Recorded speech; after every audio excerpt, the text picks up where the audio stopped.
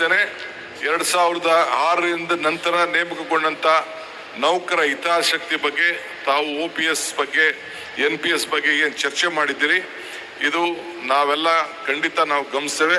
ಖಂಡಿತ ನಿಮ್ಮ ಏನು ಬೇಡಿಕೆಯನ್ನ ನನ್ನ ಮುಂದೆ ಇಟ್ಟಿದ್ದೀರಿ, ನನ್ನ ಹಾಗೂ ಪರಮೇಶ್ವರ್ ಮುಂದೆ ವಿಚಾರವನ್ನು ಮಂಡಿಸಿದ್ದೀರಿ.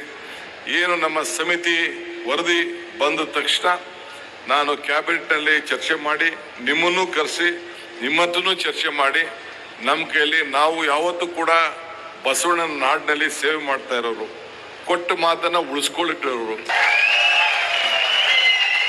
ಯಾವ್ದಾದ್ರು ಸರ್ಕಾರ ಇಲ್ಲಿವರೆಗೂ ಯಾವ್ದಾದ್ರು ನುಡಿದಂತೆ ನಡೆದಿದೆ ಅನ್ನೋದಾದ್ರೆ ಇದು ಕಾಂಗ್ರೆಸ್ ಸರ್ಕಾರ, ನಿಮ್ಮ ಸರ್ಕಾರ ಅನ್ನೋದನ್ನ ಯಾರು ಕೂಡ ಮರಲಿಕ್ಕೆ ಸಾಧ್ಯ ಇಲ್ಲ.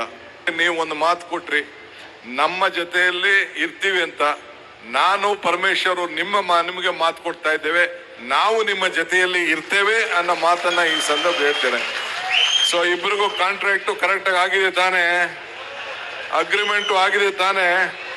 ರೆವಿನ್ಯೂ ಮಿನಿಸ್ಟರ್ ಬೇರೆ, ಅವರು ಬಾಂಡ್ ಪೇಪರು ಸರಿಯಾಗಿರ್ತದೆ. ಸಾಕ್ಷಿ ನಮ್ಮ ಸ್ವಾಮಿಗಳು, ಇಬ್ರು ಸ್ವಾಮಿಗಳು ಸಾಕ್ಷಿ. ಬುದ್ಧಿ ನೀವಿಬ್ರು ಸಾಕ್ಷಿ ಆಗ್ಬೇಕು. ಅವರು ಬಾಂಡ್ ಪೇಪರು ಪರಮೇಶ್ವರ್ ಅವ್ರ ಇತ್ತಿದೆ. ಸೊ ಷಡಾಕ್ಷರಿ ನೀನು ಎಲ್ಲ ಸೇರಿ ಸೈನ್ ಹಾಕ್ಬೇಕು. ಏಂತಕ್ಕೆ ಸೈನ್ ಹಾಕ್ಬೇಕು? ಮುಂದಿನ ಸರ್ಕಾರ, ನಿಮ್ಮ ಸರ್ಕಾರ, ನಮ್ಮ ಸರ್ಕಾರ ಒಟ್ಟಿಗೆ ನಾವು ಕೆಲಸ ಮಾಡಬೇಕು. ಗ್ಯಾರಂಟಿ ತಾನೇ? ಅಷ್ಟೇ. ನಮ್ಮ ಅಗ್ರಿಮೆಂಟು ಕರೆಕ್ಟ್ ಇರಬೇಕು. ಏನಾದ್ರು ಹೆಚ್ಚು ಕಮ್ಮಿ ಆದ್ರೆ ನನಗೆ ಭರವಸೆ ಇದೆ, ಹೆಚ್ಚು ಕಮ್ಮಿ ಆಗುದಿಲ್ಲ ತಾನೇ? ಬಹಳ ಸಂತೋಷ. ಉಳಿ ಪೆಟ್ಟು ಬಿಡದೆ ಯಾವ ಕಲ್ಲು ಶಿಲೆ ಆಗ್ಲಿಕ್ಕೆ ಸಾಧ್ಯ ಇಲ್ಲ.